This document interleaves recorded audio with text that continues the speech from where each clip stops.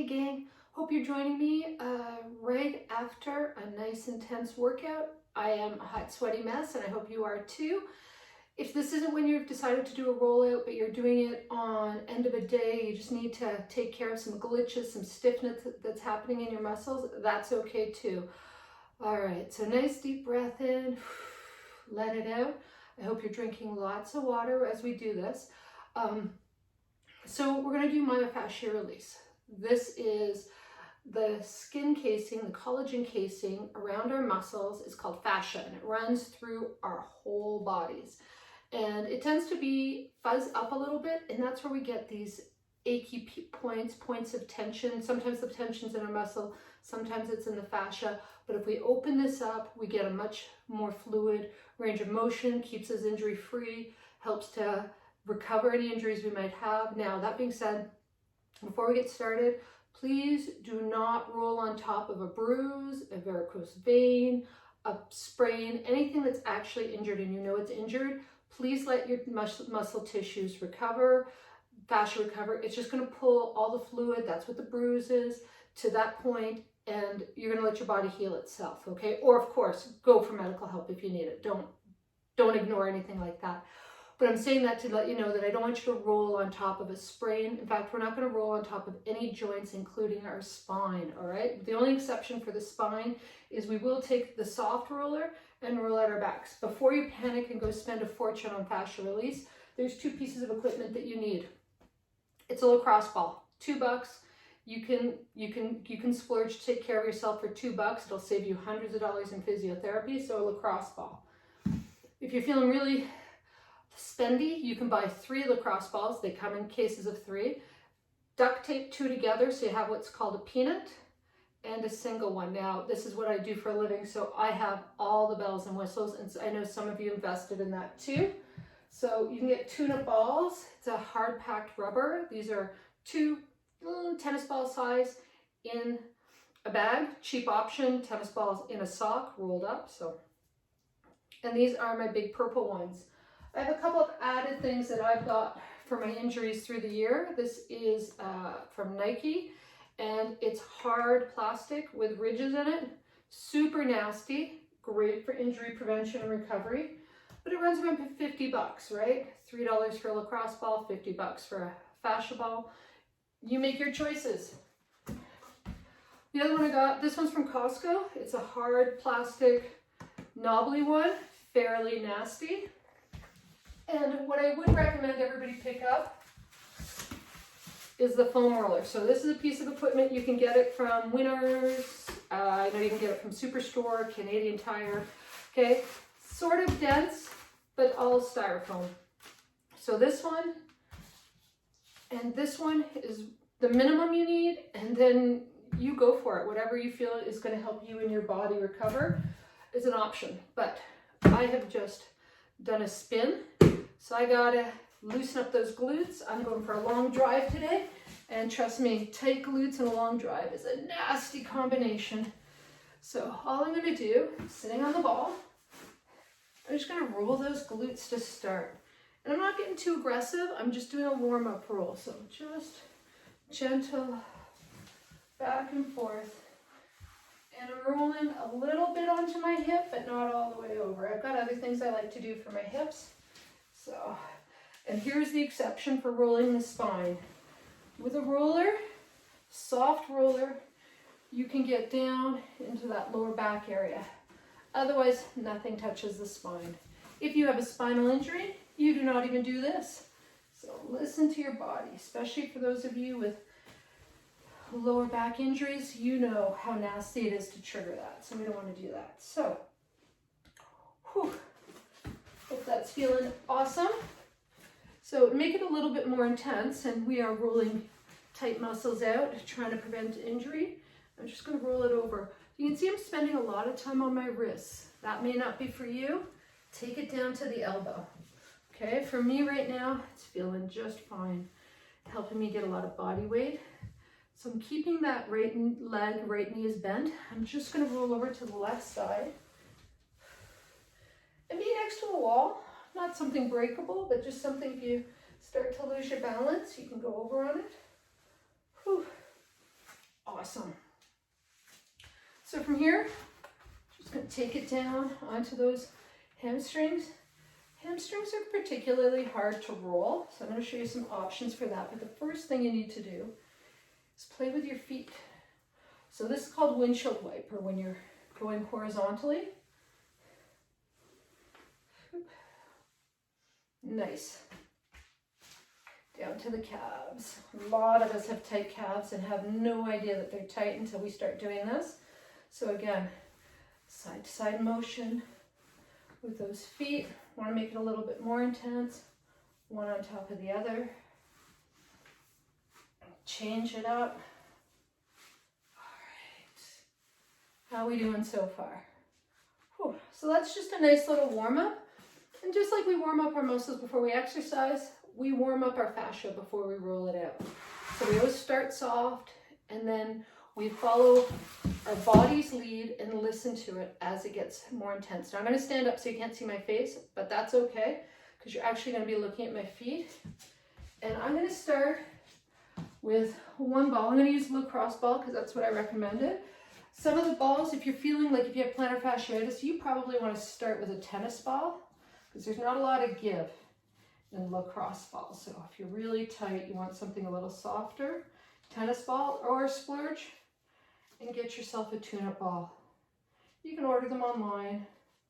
Almost all the stores, sports stores, fitness stores are carrying fascia release stuff now. So you can just ask them about that. And you want to sound in the know, ask for a myofascia release ball, but they'll probably know what it's called if you call it a rollout ball, tune-up ball. So as you can see, I'm just kind of getting in there, feeling what's going on. Heel down, resting my weight as much as appropriate for me on the ball of the foot, and I'm going side to side. Little windshield wiper right there. Whew. 3 times. Nothing's feeling too tight. I'm going to be gentle across my arches, the inside arch, which we all know about. We actually should have a little arch right here too on the outside. So just a little horizontal movement here. Feeling good. Nothing too tight.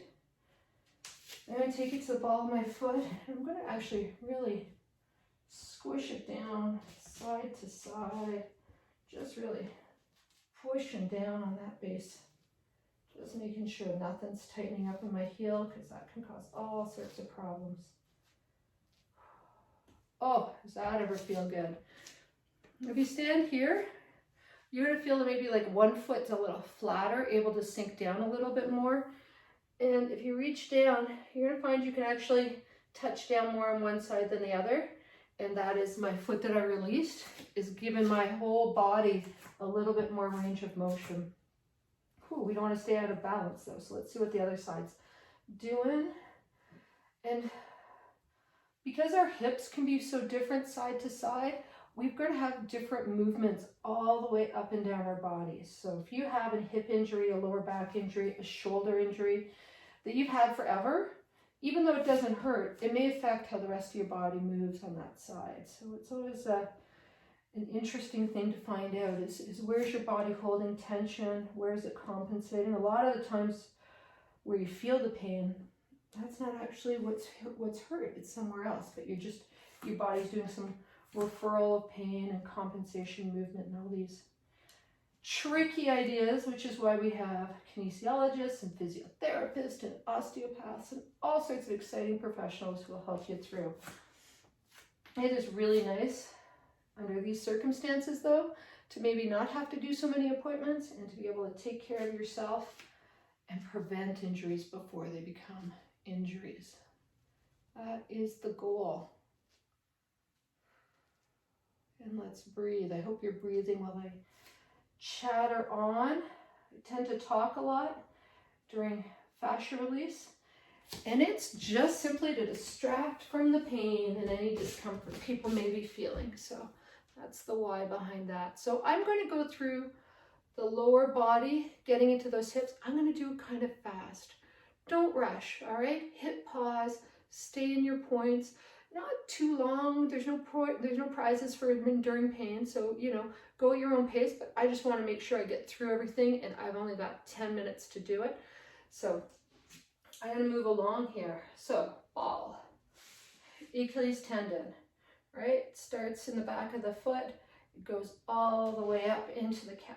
I'm just going to follow it along, little circles, adding the weight of my other foot if I need to. Oh, does that ever feel like I need to? Right there. All right. And again, watch how much time you're spending on those wrists. You can do this from a seated position. And just inch by inch, bring it up.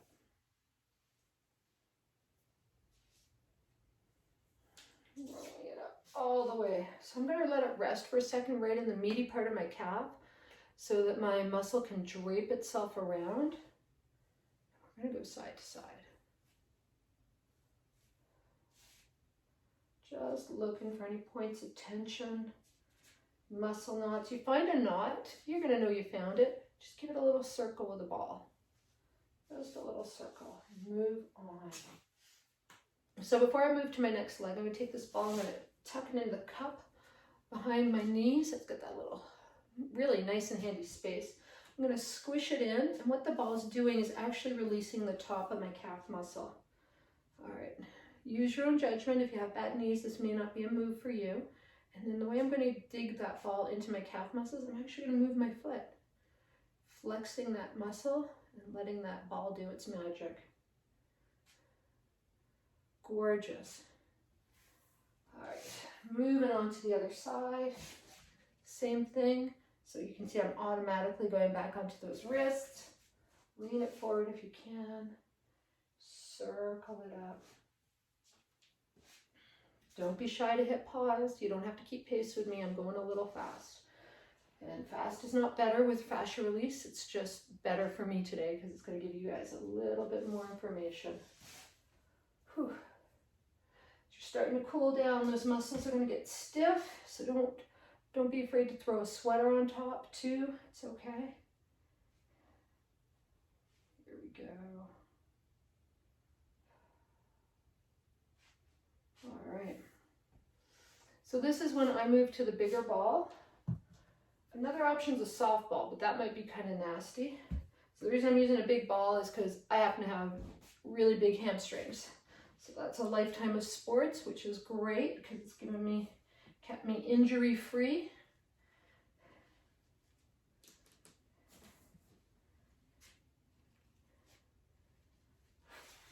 And I'm just working it around, looking for that spot. Sort of where your bum cheek curves into the top of your thigh. That is a fantastic place to land the ball and do a little windshield wiper. All your abductors and adductors are kind of tucked away, connecting in there, so you're going to feel some stuff there. Let's just release it out. Beautiful. Taking it to the other side. Now, if all you have is a small ball, this is a good time to elevate it. So what you would do is put your small ball on top of a yoga block or just, some old books that you've got lying around and bring that ball up a little higher. Whew. Hang on, breathing through my own pain right now. Here we go, and a little side to side. So let me give you a demo of that. In order to dig into those muscles, another way to do that is ball on yoga block, and then that's going to give you a good, you can see how it's just sinking right into that muscle back there, and that's another way of digging in a little bit. All right, so remember, we don't rule what's hurt. If you start to get, especially when we're in our glutes, a sharp shooting pain, means you've hit a nerve. Stop instantly, okay? We've got that giant sciatic nerve running through our glutes between them, so we don't want to pinch it because, wow, that's just nasty. So that's just a warning. Doesn't mean it's going to happen, but it does mean you need to be a little bit mindful. I'm going to do the big ball for this just because I need the release, but please downsize accordingly. Whatever's right for you. All right. So I am going to use my hands, my legs. As you can see, I'm straightening the leg that I'm doing the glutes. So I'm rolling out my bum cheek, my glute muscles, and I'm manipulating myself. When I have both up, kind of holds my muscles in a certain position. So I like to move around that the right leg, and then it allows me, because there's layers of glutes, it allows me to kind of get into different areas. And for me, the glute med is the one that really likes to tighten up. So that's on the upper corner of my bum cheek. Tends to be a tender spot for most people. There we go, beautiful. So I'm just getting right up in there. All right, let's take it to the other side. Oh, we are doing awesome. Into the other glute. Yeah, so please do not feel like you need to go and spend a fortune on all these balls. I just happen to have them because I've been doing this for a few years with a whole bunch of different people and a whole bunch of different injuries.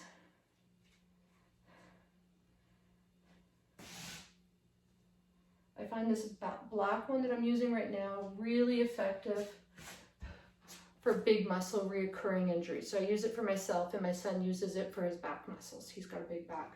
So I'm going to downgrade from this though, because it is pretty intense. And I'm going to go to what most of you have. Now, remember, if anything gets too much for you with the body weight on it, perhaps you can't manipulate your body, use the wall, okay? You can push that ball into the wall, and that's going to give you some muscle release too. So I'm going to show it on the floor. I've got them two together, and I can do it with one leg or two legs. If I wanted to do this move up against the wall, I'd actually take it, place it against the muscles, and then pushing into it side to side. Not a great demonstration, but I hope you catch what I'm trying to say there. So move it to our side. Knees are bent. I'm using the weight of my other leg. And what I'm trying to do is go sideways on my T all the way along here. Usually we roll it lengthways, uncomfortable. It doesn't really do anything. It's just uncomfortable, which is a nasty combination. If it's going to hurt, I'm going to need it to do something for me. So as I get closer to my hip, it gets uncomfortable for me. So I'm going to push off my elbow, push off my foot, so I can control the amount of body weight I'm putting on there. Oh, and this is not as bad as I thought it would be. So I can keep talking and hopefully distracting you from your own discomfort. Now, if this is just, there's no way you can do it. Take it up to the wall. And remember, it's a side-to-side motion as the balls travel horizontally along.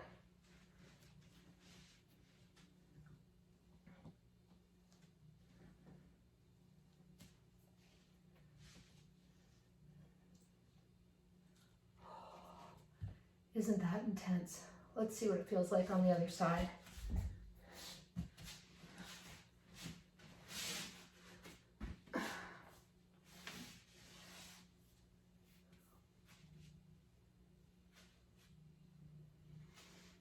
Whew. Oh yeah, one side's always a little bit more tight than the other. Manage your body weight on that intensity.